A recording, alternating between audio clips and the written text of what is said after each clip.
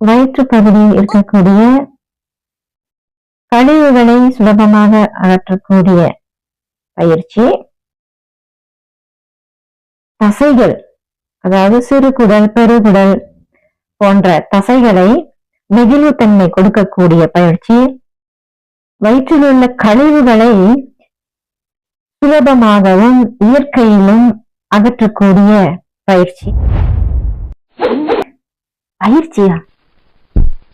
என்ன பயிற்சி? அட ஆமாங்க, பயிற்சி தாங்க. என்ன பயிற்சி? அல ஆசனம், அதாவது துருத அல ஆசனம் அல்லது டைனமிக் அல ஆசனம், பశ్చిమోత్తన ஆசனமும் அல ஆசனமும் இணைந்து செய்யக்கூடிய பயிற்சி தான் இந்த அல ஆசனம், துருத அல ஆசனம். செய்து பாருங்க.